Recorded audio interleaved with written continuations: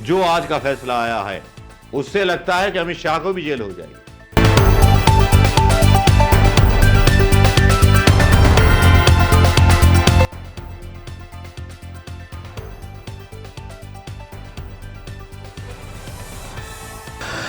दोस्तों को नमस्कार, दुश्मनों को नमस्कार और देश की जनता को मेरा प्यार भरा राम राम, सत श्री अकाल और आदाब, सलाम वालेकुम।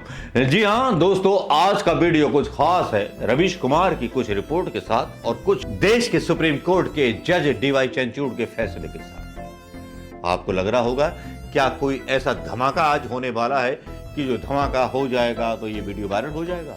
नहीं, वीडियो वायरल नहीं होने वाला।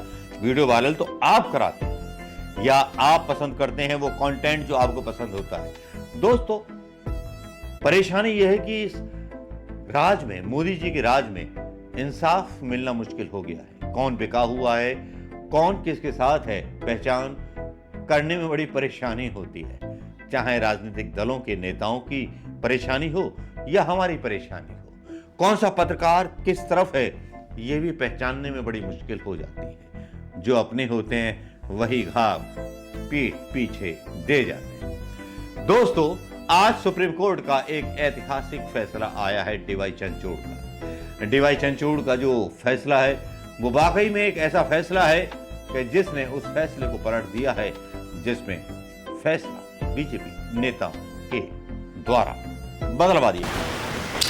सीजेआई चंद्रचूड़ ने सांसदों विधायकों की ऐसी कौन सी पावर छीन ली जिसके बारे में बहुत सारी बातें की जा रही हैं। 26 साल पुराने फैसले को पलट दिया डीवाई चंद्रचूड़ ने। ये हिम्मत डीवाई चंद्रचूड़ साहब के अंदर है। सुप्रीम कोर्ट के वो जज जिन पर हमें अभिमान है और उनको सैल्यूट करना चाहिए।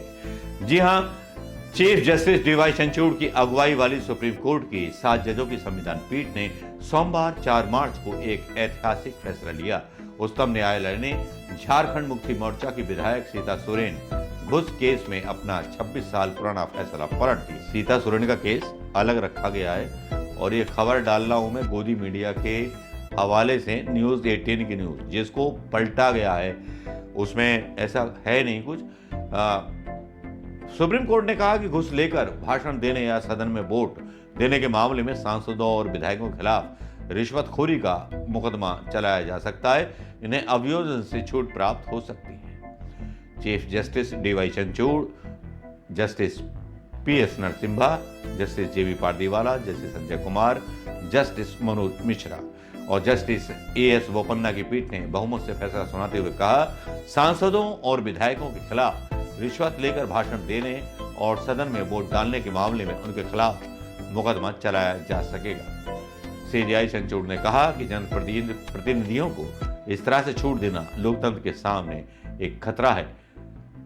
सांसदों विधायकों को संविधान के आर्टिकल 194(2) के तहत इम्यूनिटी मिली हुई थी। मतलब पहले ये 26 साल पहले का कानून था जिसमें उनको इम्यूनिटी मिली हुई थी। अनुच्छेद 194(2) में कहा गया है कि किसी राज्य के विधानमंडल का कोई भी सदस्य विधानमंडल या उसकी किसी समिति में अपने द्वारा कही गई किसी बात या वोट के संबंध में किसी भी अदालत में किसी तरह की कार्रवाई के लिए उत्तरदायी नहीं है। इस तरह के संविधान के अनुच्छेद 105(2) में संसद सदस्यों को ठीक तरह से सुरक्षा मिली हुई थी। सुप्रीम कोर्ट के एडवोकेट आदर्श तिवारी बताते हैं कि संविधान के अनुच्छेद 105(2) और 194(2) में सांसदों और विधायकों को विशेषाधिकार दिए गए हैं। सांसद या विधायक सदन में कुछ भी कहें या किसी विषय पर वोट ना दें, इन दोनों कंडीशन में उनके खिलाफ किसी अदालत में कोई मुकदमा नहीं चलाया जा सकता। और ये केस था जिस पर आज निर्णय लिया डीवाई चंद्रचूड़ ने। 26 साल पुराना केस था ये, राव केस। साल 1998 में पीवी नरसिम्हा राव बनाम राज्य केस में सुप्रीम कोर्ट ने इस अनुच्छेद पर बहस हुई। तब उच्चतम न्यायालय की 5 जजों की बेंच ने इस अनुच्छेद की शाब्दिक व्याख्या की थी और माना कि विधायकों और सांसदों को विधानसभा या संसद में अपने भाषण और वोट से जुड़े मामले में रिश्वत के लिए आपराधिक मुकदमा चलाने से छूट, मतलब उन पे आपराधिक मुकदमा चलाया नहीं जा सकता। ये नरसिम्हा राव साहब ने करा दिया था, जो भारत के कांग्रेस के ही प्रधानमंत्री थे। वल्ले वल्ले नरसिम्हा राव जी, अब पता चल रहा है कि आपकी डेड बॉडी कांग्रेस कार्यालय में क्यों नहीं लाई गई, क्योंकि आपने ऐसे निर्णय लिए थे।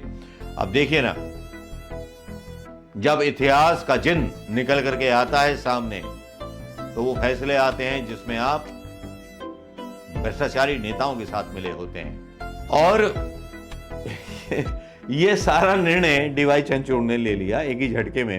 अब इस पर सफाई देता घूम रहा है गोदी मीडिया, पता नहीं क्या क्या डाल रहा है न्यूज 18। पहली नजर में पीठ ने पाया कि अनुच्छेद 194(2), 105(2) का उद्देश्य विधायकों को प्रतिशोध के डर के बिना वोट डालने की अनुमति देना था, ना कि उन्हें आपराधिक कानून की संभावित उल्लंघन से बचाना था।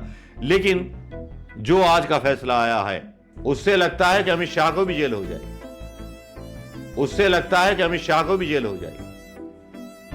डीवाई चंद्रचूड़ के इस फैसले से, क्योंकि खरीद फरोख्त काफी चल रही है ना, बस साबित करना है। जो भी विधायक या सांसद खरीदा जाएगा उसके खिलाफ रिपोर्ट करो, जेल जाओ। डीवाई चंद्रचूड़ ने अमित शाह के जेल जाने का प्रोग्राम तो क्लियर कर दिया है, लगता है ऐसा ही है इस खबर से। लेकिन एक खबर और है रवीश कुमार की। रवीश कुमार का एक वीडियो ब्लॉग आता है जिसमें एक बंगाल के हाई कोर्ट के वकील के बारे में बात होती है, जिसमें वो कहते हैं कि ये कौन सी पार्टी में जाएंगे। जो वकील हैं, जिन्होंने मतलब जो जज हैं हाई कोर्ट के, इन्होंने फैसले दिए हैं ममता बनर्जी के खिलाफ, सबके खिलाफ, ये जाएंगे किस पार्टी में। बड़ा कंफ्यूजिंग करने वाला वीडियो था रवीश कुमार जी का, समझ ही नहीं आ रहा था किधर बोल रहे हैं। लेकिन जरा सुन लीजिए रवीश कुमार जी को भी। लगाई जा रही हैं, मगर इस वक्त तक जस्टिस गांगुली ने खुद से किसी पार्टी का नाम नहीं लिया है। दैनिक जागरण ने उनके इस्तीफे को पहली खबर बनाते हुए लिखा है कि भाजपा प्रत्याशी बनाए जा सकते हैं। टेलीग्राफ की रिपोर्ट में है कि सीपीएम से भी चुनाव लड़ सकते हैं। उनके इस्तीफे के ऐलान से पहले बंगाल बीजेपी के बड़े नेता शुभेंदु अधिकारी ने कहा था कि 7 मार्च को एक बड़ी हस्ती पार्टी में शामिल होगी। जस्टिस अभिजीत गांगुली 5 मार्च को इस्तीफा देंगे, तो क्या वे बीजेपी में शामिल हो रहे हैं? अब अगर जस्टिस गांगुली इन तीनों दलों में से किसी भी एक से चुनाव लड़ते हैं, तब फिर उनके उन फैसलों की क्या विश्वसनीयता रह जाएगी? क्या उन्हें राजनीतिक नजर से नहीं देखा जाएगा? जस्टिस अभिजीत गांगुली के आदेशों को लेकर बीजेपी, कांग्रेस और सीपीएम तीनों ने ममता बनर्जी सरकार पर निशाना साधे हैं। उनके कई फैसलों से बंगाल में राजनीतिक मुद्दा गरमाया है। ममता बनर्जी की सरकार को घेरा गया है। जज की कुर्सी पर रहते हुए कुछ ऐसे फैसले ले लिए जाएं जिनसे क्रूसेडर यानी योद्धा लड़ाके की छवि बन जाए और फिर उसे चुनावी राजनीति में भुनाया जाए। यह फॉर्मूला पहले भी आजमाया गया है, लेकिन क्या इससे न्यायपालिका की छवि खराब नहीं होती है? जस्टिस गांगुली 5 मार्च को इस्तीफा देंगे। उस दिन या उसके बाद ही पता चलेगा किस दल का दामन थाम रहे हैं, किस दल के हैं या किस दल के थे। राजनीति से अलग अदालत में रहते हुए उनके तमाम फैसलों को देखेंगे, बर्तावों को देखेंगे, तब भी आपको काफी कुछ दिख जाएगा।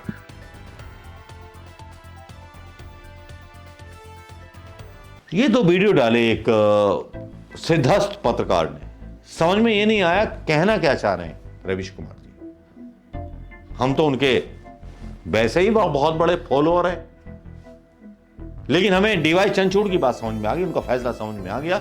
सीधी सी बात कर दी कि अब वो नहीं चलेगा जो चलता था। अब किसी को खरीदा या किसी को पैसे दिए तो वो जेल जाएगा। क्या आप रवीश कुमार से संतुष्ट हैं, या जो डीवाई चंद्रचूड़ का फैसला और थप्पड़ पड़ा है साहिब और शाह के मुंह पर, जरा कल्पना करके देखिए। वैसे बीजेपी वाले बोलेंगे मोहित्रा पर थप्पड़ पड़ा है, वो पैसे लेकर के क्वेश्चन पूछ रही थी, उस पर थप्पड़ पड़ा है, वो पैसे लेकर क्वेश्चन पूछ रहा था। ये विपक्ष के नेताओं को बोलेंगे। लेकिन कितनी सारी सेटिंग अमित शाह साहब ने कर डाली, क्या उस पर केस नहीं होगा? कांग्रेस के लिए तो रास्ता खोल लिया। अब जो है भाई अमित शाह साहब बचना मुश्किल है इस फैसले के बाद। नमस्कार, जय।